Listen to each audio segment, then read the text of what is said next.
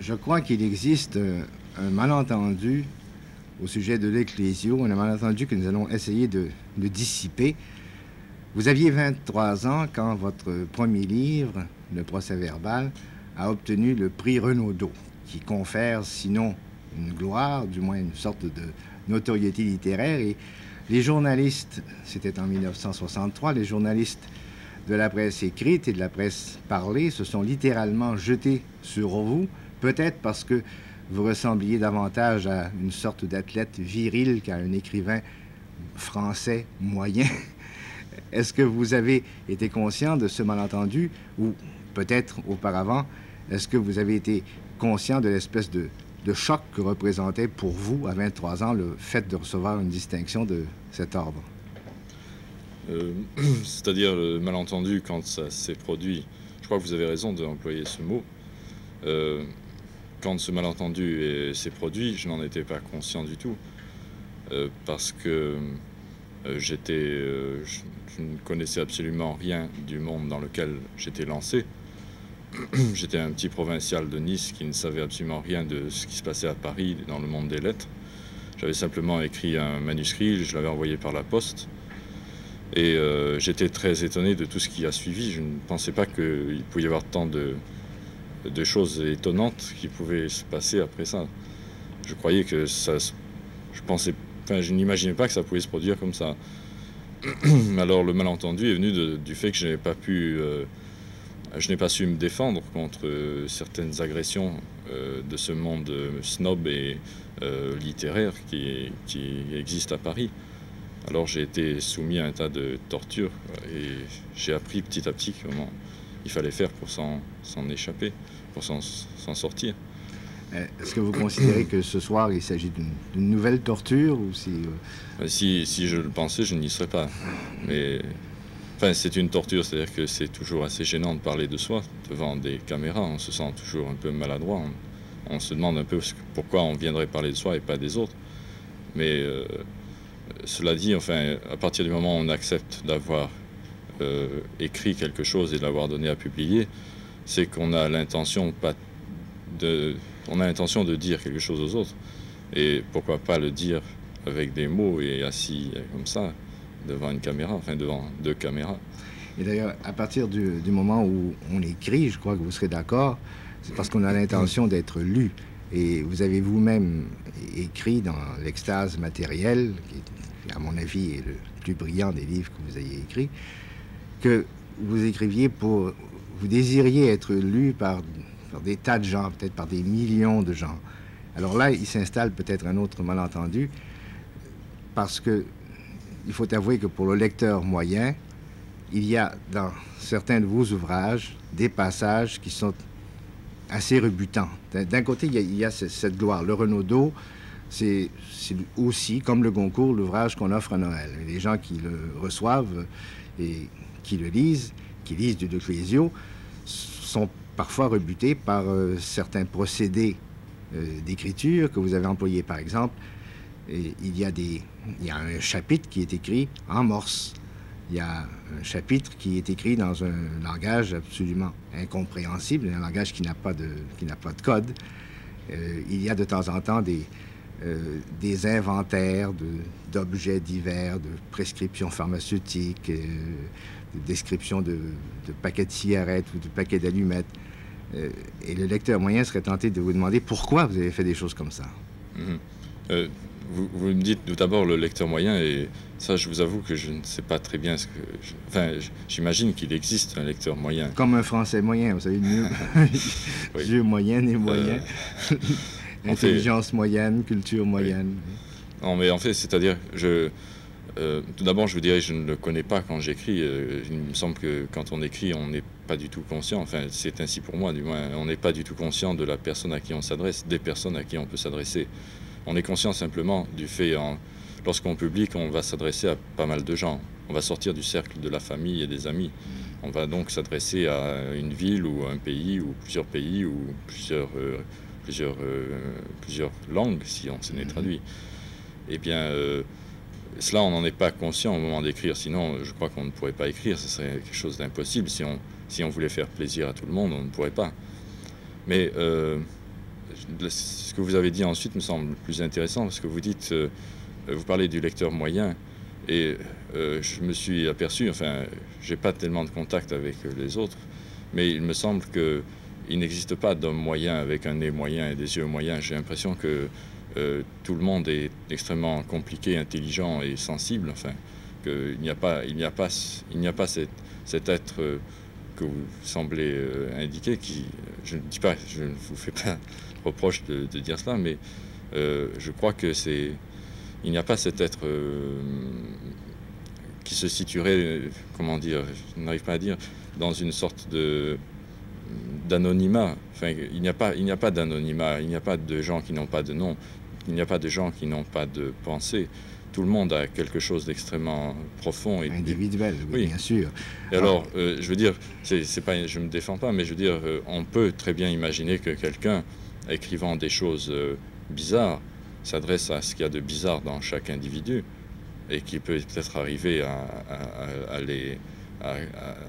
trouver cet accord avec cette bizarrerie qu'il y a chez tout le monde. Est-ce que c'est une façon de me dire que ces passages qui existent dans certains de vos livres qui peuvent paraître rebutants à Monsieur X, qui n'est pas moyen, qui est un individu, que vous ne les avez pas écrits dans le but de choquer ou de rebuter?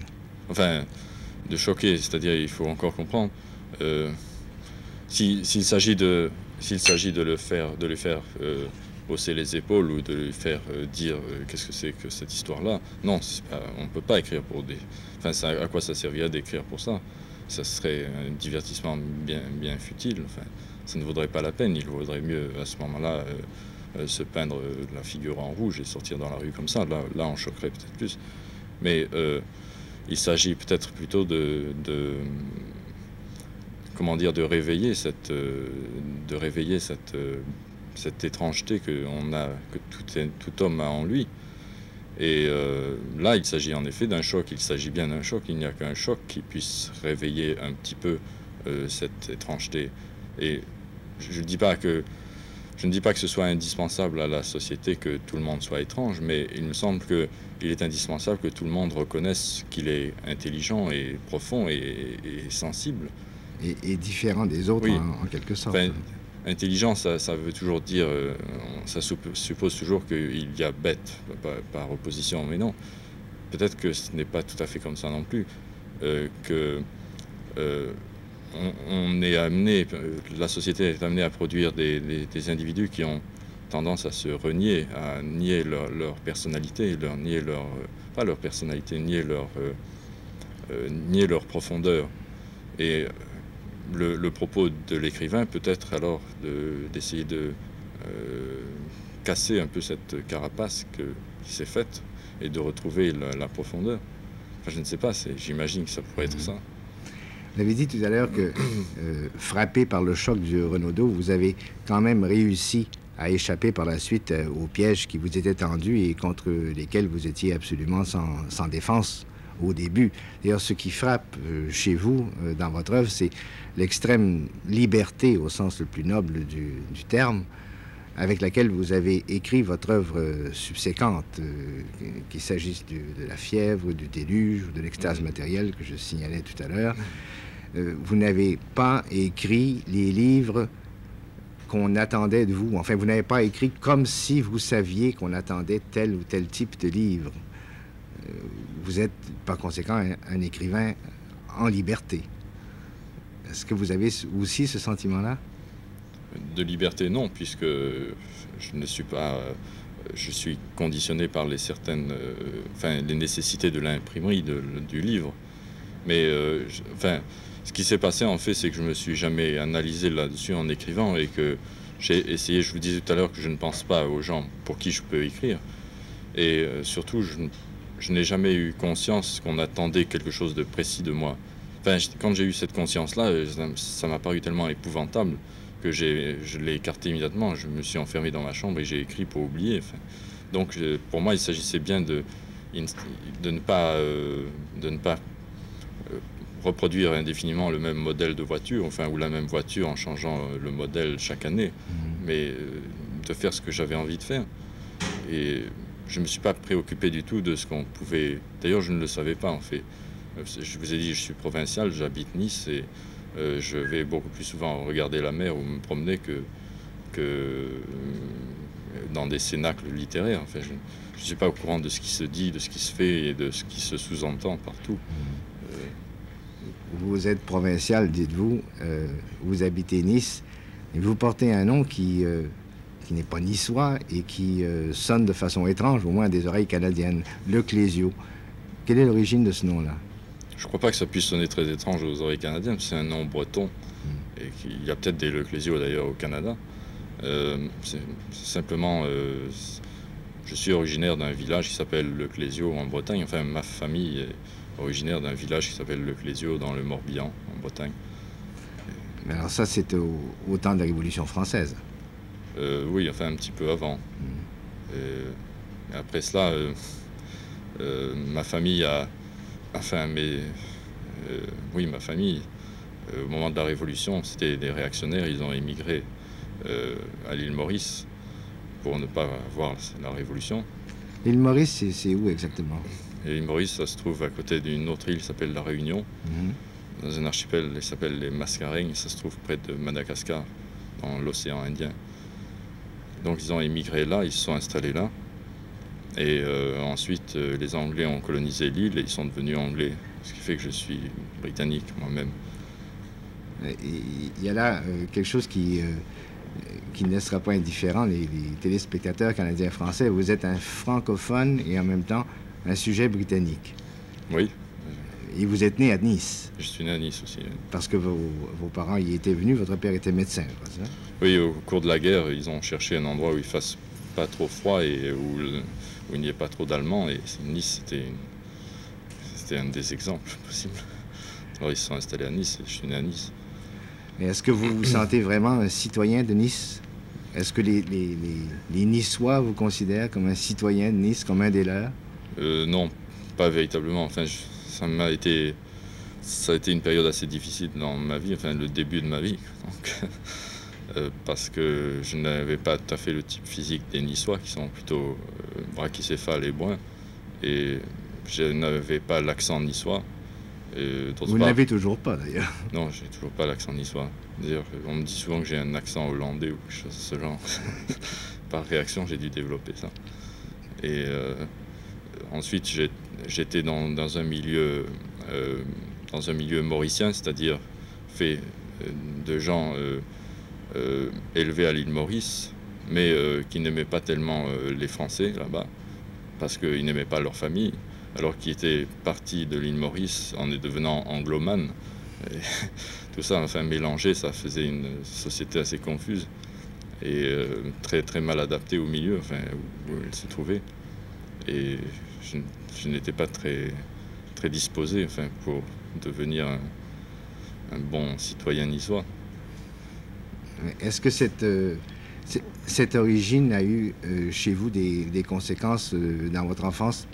Est-ce que, par exemple, ça a déterminé une espèce de difficulté à savoir qui exactement vous étiez, de quel pays, de quelle appartenance? Est-ce qu'il y a eu des problèmes d'identité?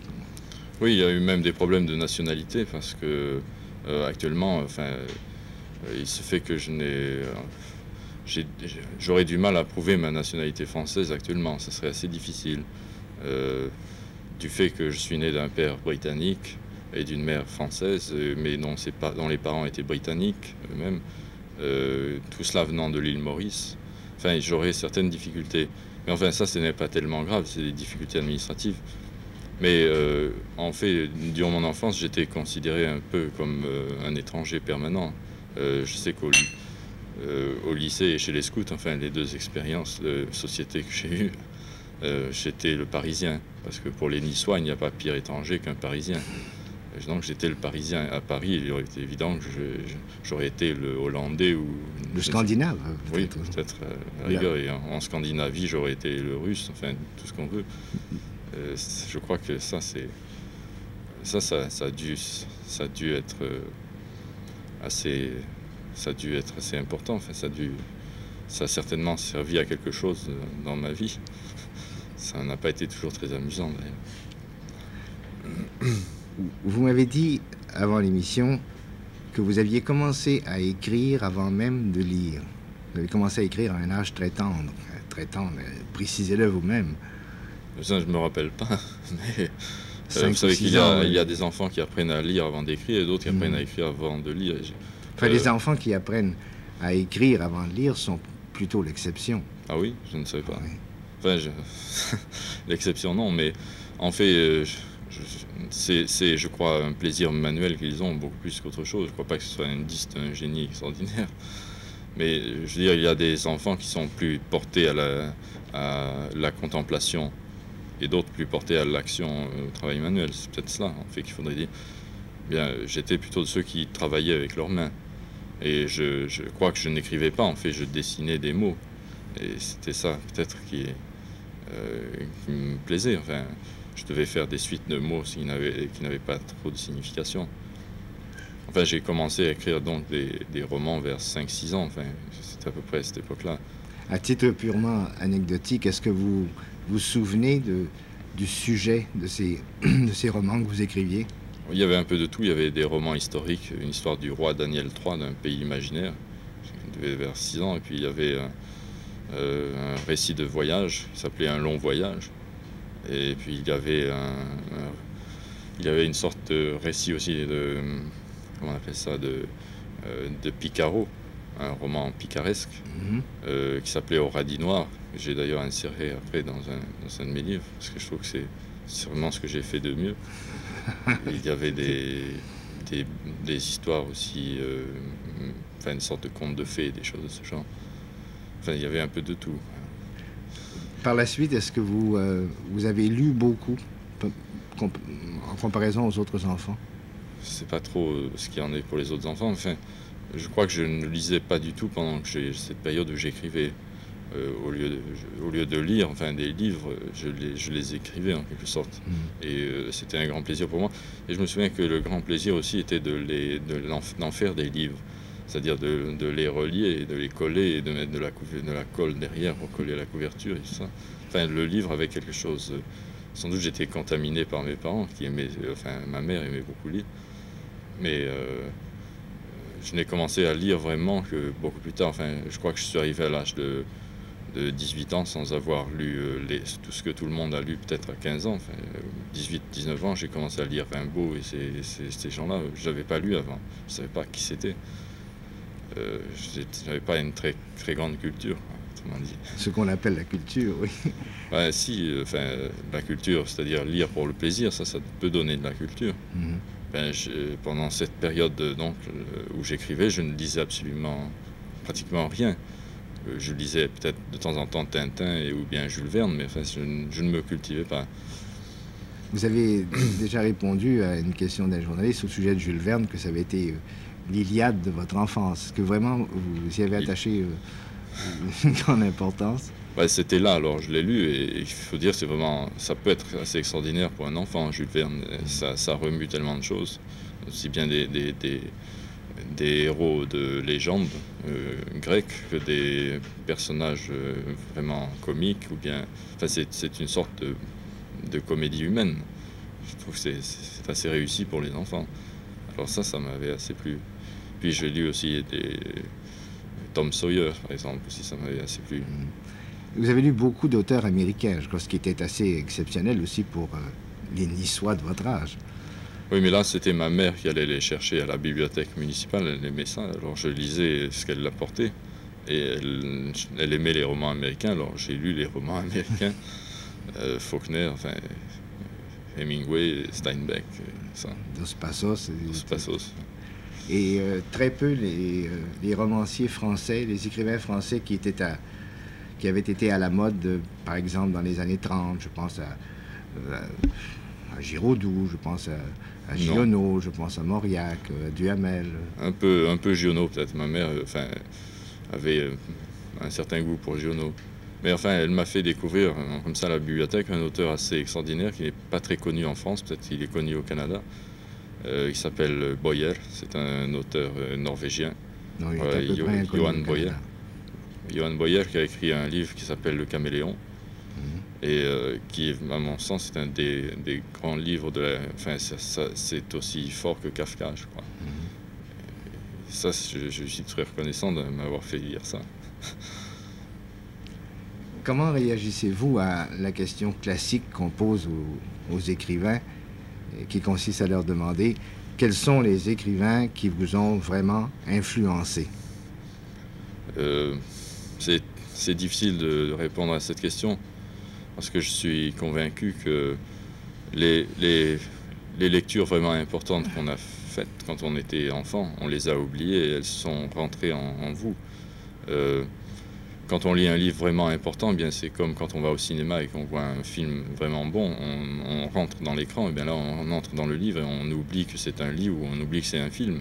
Surtout quand on est enfant, on fait cette confusion assez fréquente entre la réalité et la fiction, enfin, et la création fictive. Et alors c'est pour ça que je crois que c'est impossible de répondre à une question comme ça. On peut dire artificiellement, oui, les écrivains américains, ou bien oui, Kafka, ou je ne sais pas quoi. Mais en réalité, les vraies influences, celles qui comptent, celles qu'on a eues quand on commençait à découvrir les livres, eh bien celles-là, on les a oubliées, elles se sont mêlées en vous. On ne les retrouvera jamais, on ne saura jamais plus ce que c'était. Autrement dit, vous croyez aux influences, mais vous êtes d'avis qu'il est extrêmement difficile, pour ne pas dire impossible, de mettre le doigt dessus et de dire c'est tel écrivain dans tel passage qui... Même, je crois que c'est impossible de dire que tel livre a influencé ou non. Parce que je crois qu'on l'a oublié complètement. On a oublié ce qui a compté. On ne l'a peut-être même pas su sur le moment. Après, quand on est un peu plus raisonnable, alors à ce moment-là, on lit avec conscience, en sachant qu'il y a un livre, un auteur, et qu'il a une biographie et tout ça. Alors on fait un peu plus attention, on s'en souvient. Mais c'est ça que vous appelez être raisonnable? Oui, enfin, comme il y a les gens de raison et les gens qui n'ont pas de raison. Enfin. Mais donc quand on est raisonnable, alors on fait très attention, on sait qu'on se cultive, on fait très attention. Alors à ce moment-là, est-ce qu'on est influencé par ça? Je ne suis pas sûr. Je crois qu'on n'est pas tellement influencé par ça, en fait. Vous venez de prononcer un mot qui m'arrête. Vous dites on se cultive. Or, vous avez déjà écrit la culture, ce n'est rien. Et pourtant, vous avez, vous aussi, et peut-être encore plus que d'autres, de la culture, ce qu'on appelle de la culture, des diplômes. Vous avez fait des études de lettres, etc. Et est-ce que ça témoigne de votre part d'un mépris de la culture, ou si ça témoigne d'une volonté de délimiter ce qui est vraiment la culture par rapport à l'opinion générale qu'on en a? C'est ça, c'est une question un peu difficile parce que, enfin, la culture, ce n'est pas méprisable du tout. Je crois que c'est quelque chose de très important. Seulement, ce qui est méprisable, c'est que la culture soit limitée à une classe d'individus, à un petit groupe, ce qu'on appelle l'élite, entre guillemets. Enfin, ou les intellectuels. Oui, mais les intellectuels, c'est le sel de la terre. Eh bien, c'est ça, ce n'est pas... Je ne crois pas que ce soit très honnête, enfin, je crois que ce soit très bien. Je pense que la culture, c'est... de se découvrir un être humain et de savoir tout ce qu'on a en soi. Et cela, ça ne peut... Il est d'une part scandaleux que ça ne puisse se faire qu'avec des livres, c'est-à-dire avec en bibliothèque, avec la conscience, avec l'intelligence, qui est peu de choses. D'autre part, il est scandaleux que ça ne puisse se faire qu'avec certains moyens. C'est-à-dire que si vous travaillez toute la journée, vous n'allez pas pouvoir vous cultiver. Alors, c'est pour ça que je suis très méfiant quand on me parle de culture. Ça me laisse assez... ça me gêne beaucoup. J'ai des doutes là-dessus. Je ne suis pas très sûr de moi. Mais en fait, est-ce que vous êtes convaincu que la culture ne peut s'acquérir que dans les livres? Bien, si vous écoutez les gens cultivés, ils vous citeront des livres, ils vous citeront des films ou des pièces de théâtre, enfin des choses qui s'appellent l'art, ou alors à la rigueur les études, les diplômes. Mais ils limiteront cela, ça sera limité uniquement à ces points de repère. Mais ce n'est pas sûr qu'ils aient raison. Non, je crois qu'ils ont tort, bien sûr. Mais la culture, c'est un mot qu'on vous lance comme ça à la figure assez souvent, et c'est assez gênant quelquefois. Ça, du fait même qu'elle soit réservée à cette minorité, ça a un caractère très insultant. Et j'ai cru m'en sortir souvent en disant que je n'étais pas cultivé. Et c'était évidemment assez douteux, étant donné que j'ai des diplômes et tout ça. Enfin, alors, je suis... Vous n'arrivez pas à vous faire passer pour un être inculte. Non, j'ai essayé, c'est-à-dire que dans des dîners mondains, quand on me disait avez-vous lu ceci ou cela, je disais non, non, je ne suis pas cultivé, je n'ai rien lu, je ne connais rien. Et les gens me regardaient de travers, c'était faux. Souvent, je les avais lus, ou souvent, j'en avais entendu parler, ce qui est un peu la même chose. Puisque... Pour eux, c'est à peu Oui. près la même chose. Alors, je crois qu'il faut être sincère et dire que ça existe. Donc, les livres existent, il faut lire des livres, il faut se cultiver, entre guillemets. Mais il faut surtout que cela soit possible pour tout le monde, d'une part, et d'autre part que ça ne soit pas limité à ses seules études, que ce soit un mouvement intérieur, enfin une recherche de soi-même, que ce soit quelque chose de plus profond que ce que c'est d'habitude. Est-ce qu'il ne vous est pas arrivé de remarquer que certaines conversations prolongées qu'on peut avoir avec un ami sont aussi enrichissantes pour la culture que la lecture de certains ouvrages? Oui, des faits quotidiens. Enfin, mais là, il y a une ouverture d'esprit nécessaire. Je ne suis pas sûr que ce soit possible à moins d'un certain degré de culture. Mais enfin, en admettant que on soit parvenu à donner ce degré à tout le monde, eh bien, il est évident qu'à ce moment-là, on découvre un tas de choses dans la vie courante, des scènes de rue. Enfin, je ne sais pas, la réalité devient culture. Elle ne se limite pas seulement à ces objets. C'est très difficile de regarder un tableau sans regarder les murs qui sont autour. Eh bien, la culture, ça doit être justement cette possibilité de s'intéresser à la production humaine sous toutes ses formes, cette possibilité de se connaître, de s'interroger tout le temps. Et ça, je crois que c'est une chose à laquelle on n'est pas encore parvenu. Je pense qu'il n'y a pas encore sur la Terre un seul homme cultivé. Enfin, à part quelques peuples primitifs qui, eux, sont dans leur... ils ont établi les limites de leur culture et ils les connaissent à fond. Mais l'homme occidental, dans la voie dans laquelle il va, il me semble qu'il n'a pas encore produit un seul être vraiment cultivé, enfin, qui puisse dire « je suis cultivé ». Oui, mais il y a quand même un certain nombre d'êtres qui ont dépassé cette notion de culture livresque, qui ont puisé dans la réalité et qui sont devenus cultivés au sens le plus noble du terme. Et vous êtes un de ceux-là. En plus d'avoir des diplômes. Alors, vous êtes donc un homme cultivé qui avait fait profession d'écrire. Et après avoir écrit le procès-verbal, vous avez écrit La Fièvre, qui est un recueil de nouvelles, et Le Déluge, et L'Extase matérielle, qui est un essai, à mon avis, extrêmement important, Terra Amata, Le Livre des Fuites. Donc une production, puisque vous n'avez que 30 ans, une production qui est déjà assez considérable. Et une production que les intellectuels se plaisent à déclarer qu'elle est réservée aux happy few. Donc vous n'avez pas tellement de lecteurs. Ou alors peut-être parce que je disais au début, Monsieur X, qui n'est pas un homme moyen, mais qui est un homme qui n'a pas eu cette culture livresque, n'arrive peut-être pas toujours à se débrouiller dans ce que vous avez écrit. Alors je vous pose une question hypothétique. Vous rencontriez Monsieur X, vous le trouveriez sympathique. Il n'aurait pas lu vos livres, et il éprouverait, lui, le besoin de vous demander « racontez-moi un peu ce qu'il y a dans vos livres », et vous éprouveriez le besoin de faire l'effort de lui expliquer. Dans cette hypothèse-là, qui est assez complexe, comment répondriez-vous? Merci. Qu'est-ce que vous lui diriez? Ça m'est justement déjà arrivé une fois, à Mexico. J'avais un ami qui était un Indien Huichol, et il m'a demandé ce que je faisais dans la vie. Je lui ai dit que j'écrivais des livres. Alors justement, il m'a dit « mais qu'est-ce que c'est que ces livres-là? Qu'est-ce que vous écrivez ?» Et j'ai dû essayer de lui expliquer justement ce que c'était d'abord qu'un roman, parce que lui ne comprenait pas trop ce que ça pouvait être qu'un roman. Alors j'ai dû lui dire qu'il y avait une coutume en France, chez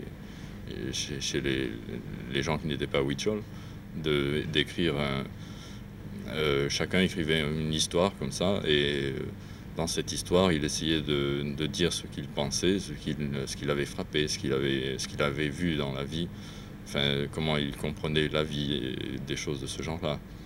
D'ailleurs, il l'a assez bien compris. Je crois que ça ne lui a pas paru bizarre. il m'a pas regardé bizarrement, comme souvent on regarde les gens quand on comprend pas.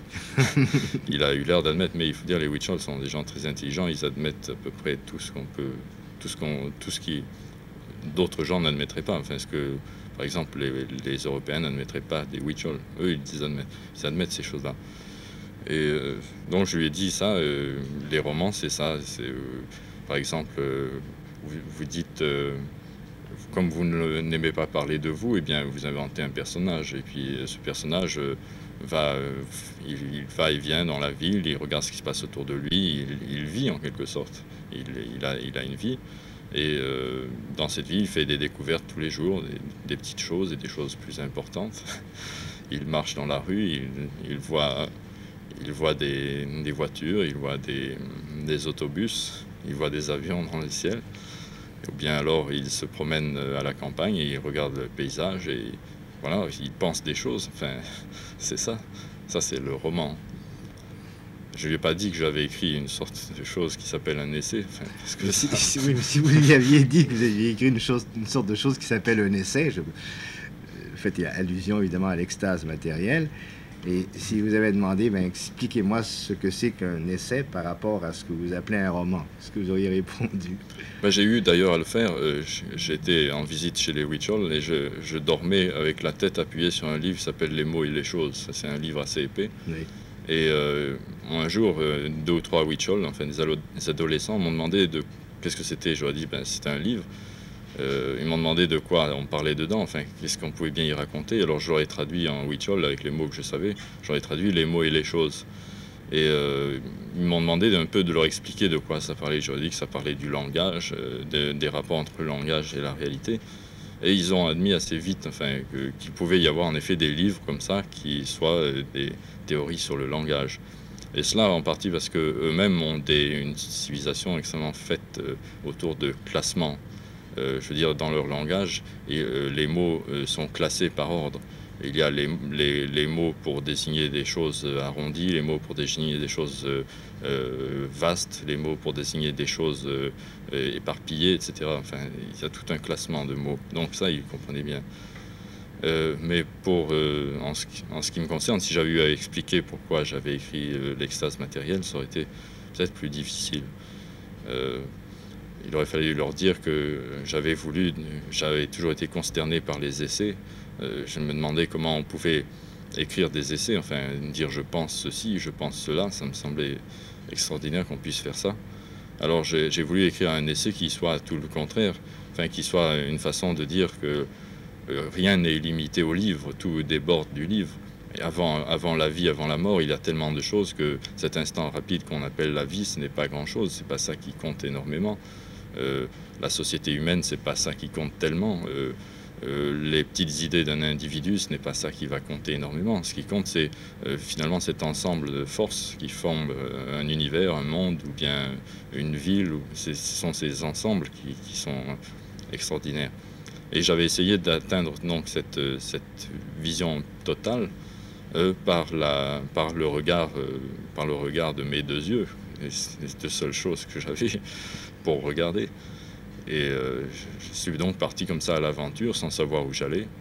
Et ça a fini par former un livre, fatalement. C'est la plus grande ironie. Mais vous avez écrit ce qu'on appelle des romans, vous avez écrit ce qu'on appelle des récits, vous avez écrit ce qu'on appelle un essai, vous avez écrit des nouvelles, vous avez écrit des poèmes que vous avez parfois insérés dans vos récits. Vous avez écrit dans le livre des Fuites, il porte en sous-titre « Roman d'aventure », et pourtant vous affirmez ne pas croire du tout à l'existence des genres littéraires. Enfin, vous dites que ça n'a pas tellement d'importance. Est-ce que vous voulez vous expliquer là-dessus? Ouais, c'est pas que je n'y crois pas, ils existent. C'est comme si je ne croyais pas aux cigarettes. Enfin, ça ne signifie pas grand-chose. Mais je ne pense pas qu'ils soient aussi importants qu'on veut bien le penser, d'ordinaire. Je crois que on a fait ces catégories simplement pour justement faciliter la culture, cette culture livresque. Cette culture livresque qui donne des diplômes comme ça à longueur de vie. Eh bien, je pense que ce qui est important, c'est pas tellement de faire des séparations entre les genres littéraires, c'est que quelqu'un écrive ce qu'il a envie d'écrire.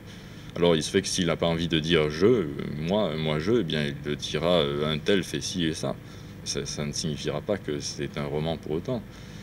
S'il lui vient envie à ce moment-là de dire moi je, eh bien il dira moi je, et ça devient un essai. S'il a envie de ne pas raconter une histoire, ça devient un poème.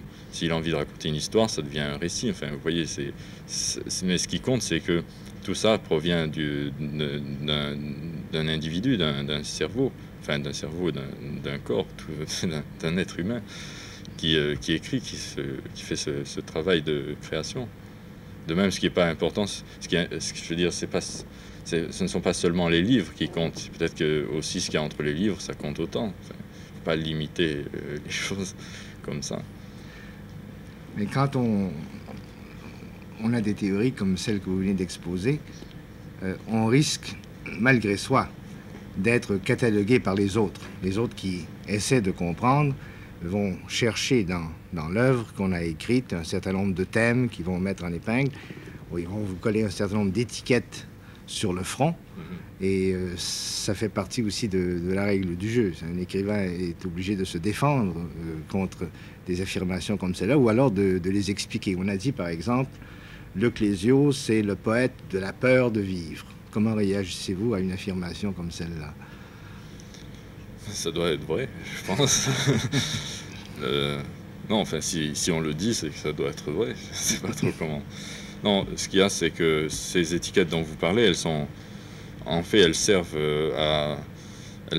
à donner l'impression qu'il y a des caractères, qu'il y a des talents, qu'il y a des personnalités. Or, je suis de plus en plus persuadé que tout le monde pense la même chose, que tout le monde est à peu près pareil, et qu'il n'y a pas véritablement de caractère. Enfin, ce qu'on appelle un caractère, c'est très très artificiel, c'est formé de détails comme ça qui ne sont pas très très importants. Et ce qu'il y a, c'est que les situations changent. Alors les individus, eux, changent. Mais vous apercevez très vite que dans des sociétés, par exemple, où les situations ne changent pas, vous voyez à quelle société je fais allusion, des sociétés où les situations sont toujours les mêmes, cultiver la terre, regarder le soleil se lever et puis se coucher, eh bien, vous apercevez que les gens n'ont pas tellement ce qu'on appelle le complexe de la personnalité. Ils savent qu'ils sont là et puis c'est tout. Enfin, il n'y en a pas un qui se croit supérieur à l'autre, il n'y en a pas un qui pense qu'il est plus intelligent, ni plus beau, ni plus riche. Enfin, c'est comme ça. Et ils sont comme ça, ils ne cherchent pas à se dominer les uns les autres, à faire passer leur petit caractère avant celui de leurs voisins. Alors les étiquettes, ça sert justement dans une société de caste, de classe, enfin tout ce que vous voulez, ça sert à faire des degrés. Alors il y a celui qui est intelligent, il y a celui qui est riche, etc. Enfin, et il y a celui qui a peur de vivre et celui qui est content de vivre. Voilà. Il y a celui qui se lie facilement avec des étrangers, avec des inconnus. Il y a celui qui, selon votre propre expression, est un maniaque du repli sur soi. Ça fait partie des étiquettes qu'on a... Et ça, c'est une attaque que je me faisais à moi, une autocritique. En fait, je ne suis pas tellement content d'être replié sur moi. Je crois que replié sur soi, on devient fou en peu de jours. Donc, il ne faut pas trop se replier sur soi. Mais il reste que le cercle de vos amis est assez restreint, que vous vivez encore à peu près en vase clos, n'est-ce pas? Oui, ça m'est assez difficile, j'avoue. Mais ça, je crois que ce n'est pas tout à fait de ma faute. Enfin, ça m'est difficile de faire de nouveaux amis, ça m'est difficile d'accepter beaucoup de conventions. J'ai dû accepter la plupart des conventions que je vois. Enfin, je vois les autres avoir des conventions à 17 ou 16-17 ans. Moi, je n'ai réussi à les accepter, à les attraper qu'à 20, 21, 22 ans. Enfin, j'étais toujours en retard sur les autres pour ça. Pour la politesse et tous ces rites de la société. Ce qu'on appelle les bonnes manières, savoir donner la main, savoir sourire au bon moment. Oui, surtout avoir l'air sincère et aimable et franc. Mais ça s'apprend. C'est comment faire des amis. De Dale Carnegie, comment faire rapidement des amis. Oui. Vous avez quand même quelques amis sincères, mais vous vivez, on pourrait décrire votre existence quotidienne à Nice comme une existence presque d'un sauvageon. Ça vous déplairait pas comme celle d'un escargot, plutôt. Un escargot, Là, je ne bouge pas tellement, enfin, à part des marches que fait pas l'escargot, mais je ne bouge pas tellement et je suis facilement dans ma coquille. Enfin, je n'ai pas tellement de... l'escargot, c'est pas un animal qui s'intéresse énormément. Enfin, si, il s'y intéresse, mais c'est pas un animal qui va facilement au-devant des aventures. Bien d'accord. Il y a dans votre œuvre, alors là, je crois que ce n'est pas une étiquette, mais c'est une description que je trouve adéquate, vous me direz si j'ai raison ou pas. Il y a dans votre œuvre une espèce de fascination pour les détails, les petits détails, les détails infimes, et même pour les insectes, les petits insectes, les brindilles, des grains de sable. Est-ce que vous pouvez expliquer cette fascination? Est-ce que vous en connaissez les origines? Je ne sais pas du tout. J'ai l'impression que c'est assez courant chez les gens, puisque je viens d'apprendre que, par exemple, il y a des psychologues qui sont au service, par exemple, d'industrie uniquement pour former je sais pas comment on dit, le grain d'une étoffe.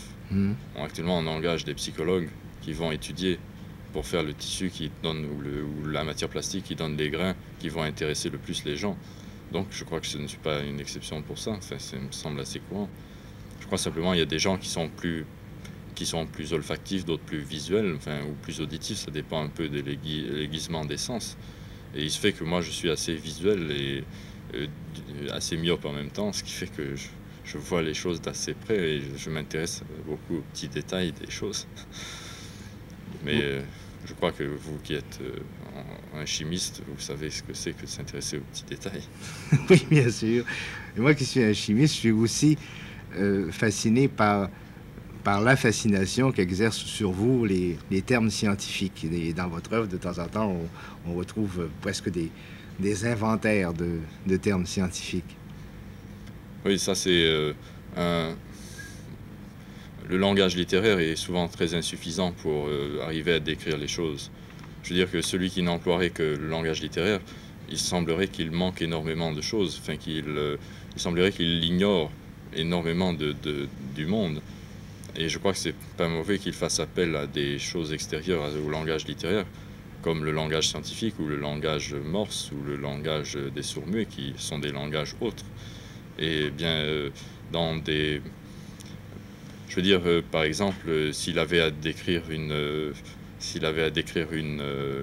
sais pas moi, s'il avait à décrire un mouvement de foule, est-ce qu'il devrait dire c'était une foule énorme qui avançait en faisant beaucoup de bruit ou qui avançait avec beaucoup de puissance?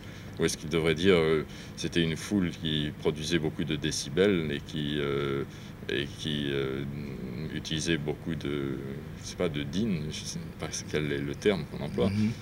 Je veux dire, en utilisant le langage scientifique, il arrive à peut-être saisir mieux la façon dont le monde autour de lui est décomposable en forces qui sont elles-mêmes mesurables, enfin dans une certaine limite. Donc il se raccroche et il se rassure pour ça, il se raccroche à des choses réelles. Parce que le danger d'un écrivain, c'est que précisément il est devant un papier blanc, généralement dans une chambre, et avec un crayon à la main, et qu'il est obligé de décrire des choses qu'il ne voit pas. C'est un menteur, alors pour Ou se un rassurer... visionnaire. Oui, tout simplement un imaginaire. Enfin. Oui. Donc il est obligé de se rassurer tout le temps en retrouvant des choses réelles, en essayant de dire là je n'ai pas menti puisque en effet le bruit faisait 85 décibels. Donc là je n'ai pas menti. Si on produit le même bruit de 85 décibels, on pourra recréer la même situation. Alors il se rassure comme ça, pour pas très longtemps, enfin il se rassure.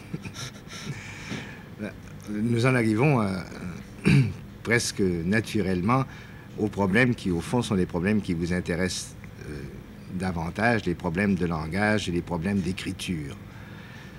Est-ce que vous considérez le fait d'écrire comme une fonction du cerveau, à la manière où les écrivains professionnels le considèrent?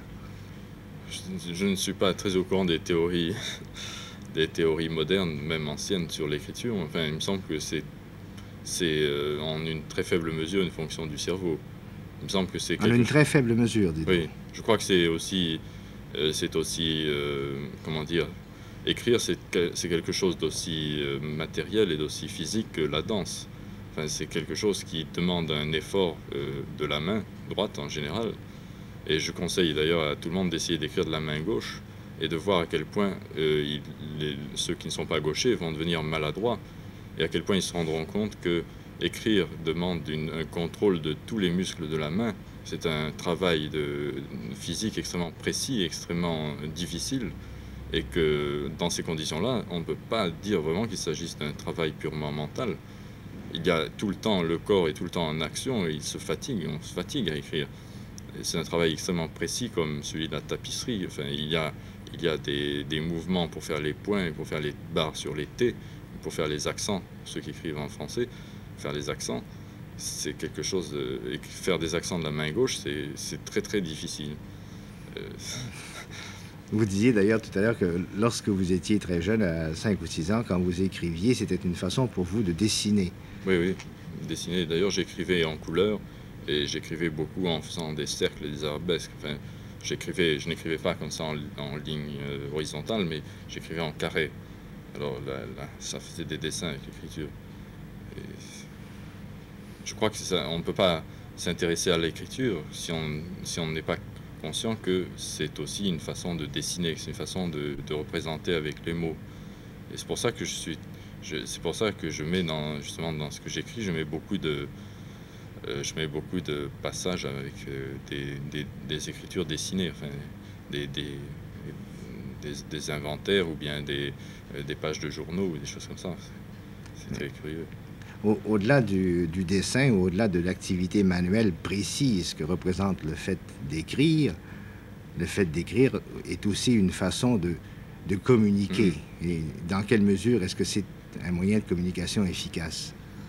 Bien, ça me plaît beaucoup parce que c'est un moyen de communication qui est matériel, qui se matérialise sous les yeux. Et moi qui ai du mal à communiquer oralement, enfin, ça n'a pas trop l'air ici, mais... Ça va très bien, au contraire. Normalement, c'est assez difficile pour moi de communiquer. Et l'écriture est pour moi une façon d'arriver à matérialiser donc ce que j'ai envie de dire. Bien sûr, assez limité, on n'écrit pas tout ce qu'on a envie de dire, mais c'est une façon de le rendre matériel, de le voir, de se dessiner, s'imprimer. Et ça me permet donc de concevoir que la communication se fait pas seulement au niveau du langage, qu'elle se fait au niveau également je ne sais pas, d'une impression esthétique. Je veux dire que c'est exactement comme un danseur va essayer de dire quelque chose en dansant, ou qu'un musicien va le faire en jouant de la guitare électrique, ou bien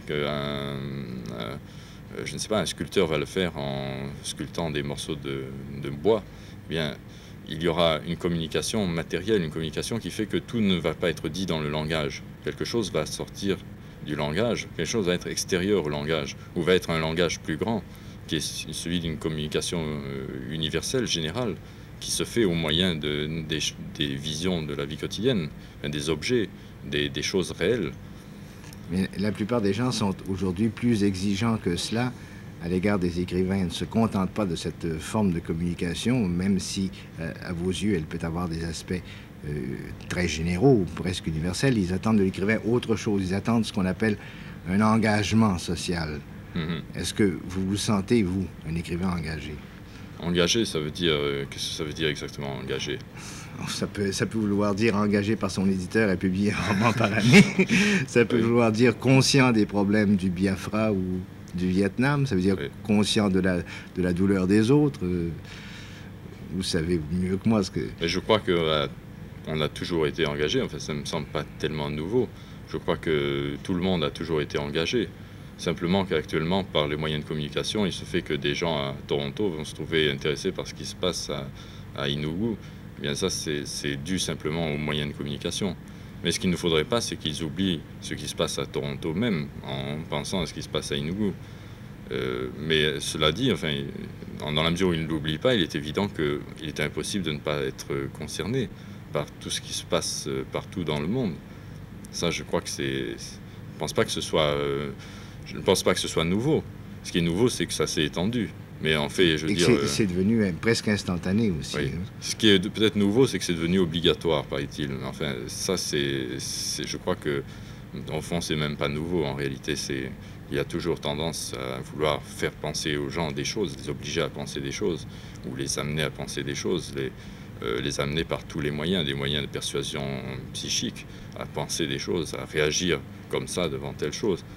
Mais autrement, si on oublie qu'il y a cette persuasion, qu'il y a ce financement de l'esprit, eh bien, il est évident que le système, enfin, le fait d'être un être humain dans une société vous rend sensible à tout ce qui se passe autour de vous. Je ne crois pas que ce soit spécifiquement nouveau. Autrefois, c'était le village. Bon, le village se préoccupait parce que le village voisin avait l'électricité et que lui ne l'avait pas. Bon, maintenant, on se préoccupe parce que, je ne sais pas, telle ville a plus de liberté que telle autre, ou que tel pays ou telle race a plus de liberté que telle autre. Mais enfin, ça, c'est la même façon de réagir. C'est être un être humain dans le monde. Le problème de la communication, vous l'avez abordé d'une autre façon à titre de professeur, ce que vous avez fait, je le rappelle brièvement, même comme sujet britannique, parce que vous étiez résident en France, vous avez dû faire votre service militaire, et au lieu de faire votre service militaire, vous l'avez fait au titre de l'assistance technique, n'est-ce pas? Oui. Vous avez enseigné en Thaïlande, à Bangkok, et vous avez enseigné au Mexique. Vous avez donc été professeur. Et professeur, c'est une façon de communiquer quelque chose à des gens qui viennent exprès pour apprendre. Est-ce que votre expérience comme professeur vous a enrichi? Est-ce que vous avez eu le sentiment que vous étiez un bon professeur?